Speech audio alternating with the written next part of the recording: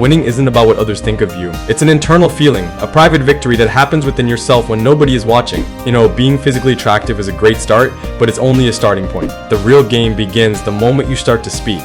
This is the moment you're either seen as even more attractive, or all that initial appeal just vanishes into thin air. That's why today I'm going to share how you can shift your mindset to become genuinely more attractive and interesting to everyone you meet. So basically, it is all about your inner world. Trait number 1, realizing their fears are not your charges. I was talking to a friend on the phone not too long ago, and we were just chatting about our projects and goals. When I started sharing my big plans, her tone immediately changed. She started listing all her fears, projecting them onto me. She gave me all the reasons why I should be careful, why it might not work, just one why after another. At a certain point, I just couldn't take it on board anymore. I had to stop her and say, "Hey, hold on, those are your charges, not mine. Your fears belong to you, and I'm not going to carry them for you." This is a critical realization you need to have. Every single person has an internal idea of how much they think they can achieve in life. Some people set very small goals for themselves, while others have enormous ambitions. When you're someone who truly believes in your vast potential, being around people who don't can be dangerous. Every person you surround yourself with affects you, whether you're conscious of it or not. Everything you listen to, every conversation you have, it's all programming you. This is how you can accidentally adopt their doubts and make them your own reality.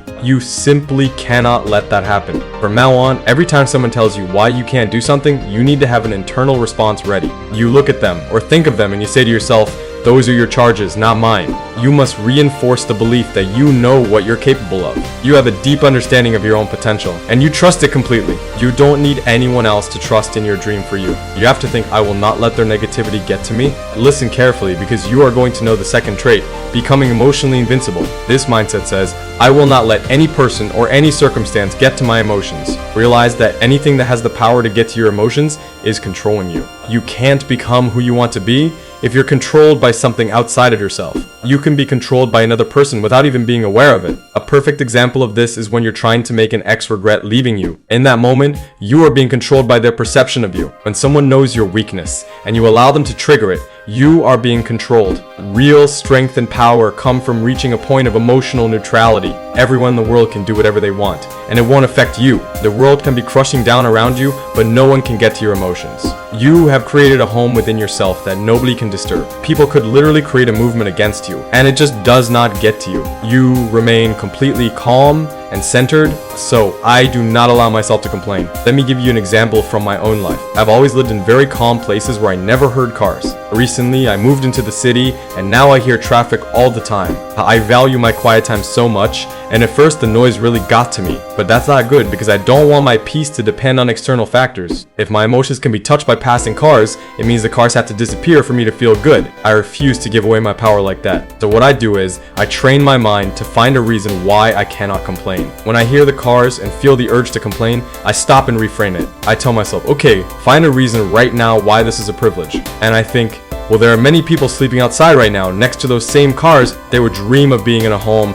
complaining about hearing a car from the comfort of a bed. Suddenly, I'm not annoyed, I'm grateful. That simple thought completely changes my mindset. It's the same when a person tries to trigger me. Instead of letting their negativity get to me, I choose to have compassion instead. When you have compassion for them, they lose all power to affect your emotions. Real power is being able to not react, staying centered no matter what happens. No matter what people are saying about you, you are so grounded within who you are that it just doesn't matter. The winning happens inside you on a daily basis. It's a feeling between you and you about how you feel moment to moment. People can get a feel for this energy just by thinking about you. This is why you don't have to try so hard to impress anyone. You just have to become it without needing anyone to see it. That's the paradox of true attraction. So many people are focused on appearing a certain way on social media. They're trying to make other people believe they are living a certain life. I know that nobody has the power to get to my emotions, and I know that I always get what I want because I work for it internally and externally. Everything else is just a detail. I don't care about anything else.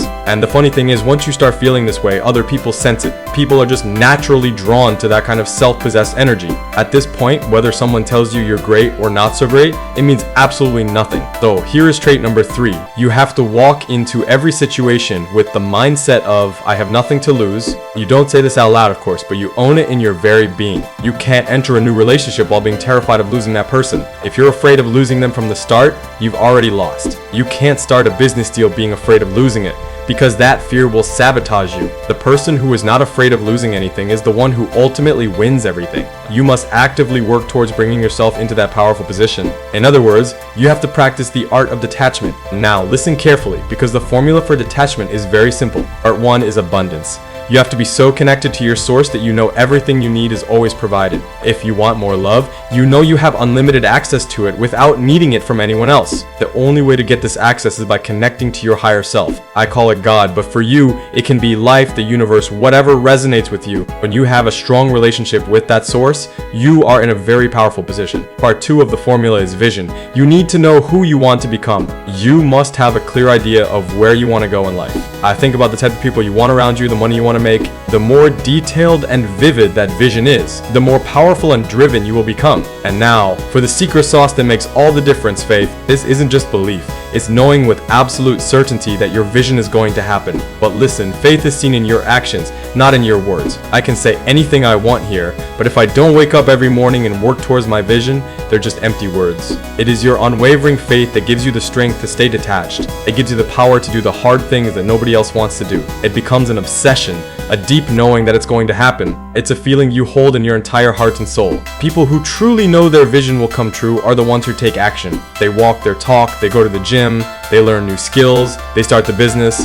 If they fail, they get up and start again. If they are tired, they do it anyway, fueled by their obsession. It's not just about winning, it's about the deep conviction that you will get to where you want to be. When you have abundance, a clear vision, and unshakable faith, nobody can stop you. And you walk into every room with the attitude of I have nothing to lose, because it's true. When you have this, you aren't wasting time wondering how to make someone regret you. Trait number 4, you must become the main character of your own life. So many people ask me, how do I make him regret me? Or how do I make him obsessed with me? And the hard truth is, as long as you are wondering how to do that, you can't. I'm sorry, but as long as you're wondering how to make him feel anything, you are an extra in his life. You cannot be the main character of your own life and an extra in someone else's at the same time. At some point, you have to choose. Do you want to keep trying to change someone's mind about you? Or do you want to go all in on yourself and let your own movie become so epic that they can't help but hear about it? By then, of course, their opinion is no longer your problem. I'm going to be completely honest with you, for as long as you're asking these types of questions, you are losing and they are winning. If you ask me how to make someone regret you, I can't answer because it's not even a question in my mind. To me, if I have allowed someone into my life and they betrayed me, the script is simple. My mindset is, I gave you so much of myself and you chose to throw it away. That's on you. You just lost the best thing that ever happened to you. Now I'm gone. I'm moving forward and I am never ever looking back. In my mind, that person has now never existed. My next door neighbor is less of a stranger to me than that person. And I don't just say this, I actively train myself into making this my truth. I will never let a person who has betrayed me take up valuable space in my mind. You are the only one who has control over your mind. Nobody can get into your head and choose what you focus on for you. Even if it burns, even if it's hard, I don't care. I will keep choosing me. So basically, it is time for trait number 5. I will be the first one. You have to tell yourself, I will be the first one. I remember in my last year of high school, we were all about to graduate. One of the exercises our teacher gave us was to write down what job we wanted and how much money we wanted to make. I was always sitting in the back of the class, kind of in my own world. Focusing at school was hard for me, so I would just do my own thing. I remember her asking us all to take out a pen and paper and write down the monthly salary we wanted. So we all wrote down our number. When the first person shared their number out loud, I looked at mine and thought, oh, there's a huge difference here. The second person said their number, same thing. Third person, same thing again. I started looking at my number and feeling a bit strange, like what is going on here? Why was my number literally 50 times bigger than theirs? The more people shared their modest goals, the smaller I started making my own number in my head. I had already mentally shrunk my goal by the time it was my turn to speak. And then I said my number out loud. You guys, the entire class started laughing. They all looked at me and they said, who does she think she is? She's crazy. They thought I was insane to think I could make that kind of money one day. You know what's funny about that story? The number that I wrote down on that piece of paper is now the easiest thing for me to achieve. But in that moment, when they all laughed, I just didn't say anything. I kept my head up, my chest out, and I thought to myself, well, I will be the first one. And I have carried that mindset with me my entire life. Every time I had a big dream and people around me looked at me like I was crazy, I held on to that thought. And for many things that I said I would do, I have been the first one in my circle to do them. Now, the thing to keep in mind is that I wasn't the first person ever, but I was the first one in the environment I was in. When you are trying to upgrade your life, you start vibrating on a new frequency. You attract who you are, which is why you have your current friends and circumstances. So when you decide you want more, it's natural for them to think it's impossible. It seems impossible because in your shared world, nobody has done it before. But then you start to upgrade and you find new people. You start surrounding yourself with people for whom your big dream is their normal, everyday reality. You cannot make yourself smaller to fit into other people's perceptions of reality. You have to tell yourself, every time they make me feel like I can't, it just reinforces my mission.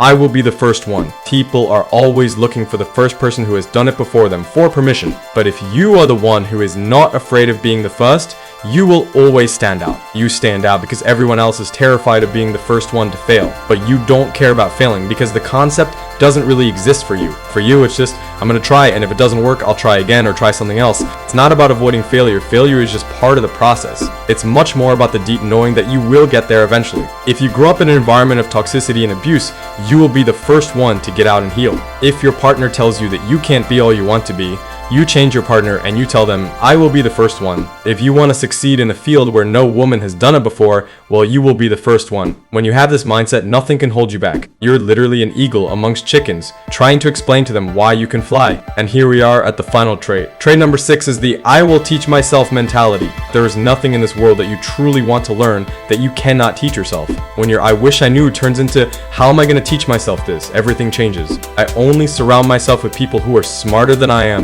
Because of this, I'm often in conversations where I have no idea what they're talking about. In those moments, I just pretend I understand, nod along, and take mental notes. Then, I come back home and I write down everything I need to learn about. I refuse to not know. I refuse to stay ignorant about things that matter. There are people out there who only started learning how to read and write at the age of 50. There is no excuse. You can teach yourself anything. The people who become who they want to be are the ones who don't give themselves a choice but to learn. They are resourceful. They jump into the situation and they figure out how to swim. They just don't give themselves the option to drown. And to be honest with you, I have been like that since I was a little child. When you truly understand that you can teach yourself anything, your life changes. I promise you. And that empowerment is all I want for you. So you guys, that's it for today. Thank you so much for watching.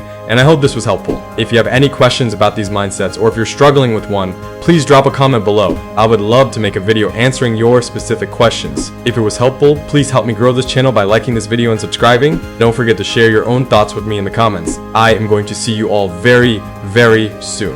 Bye.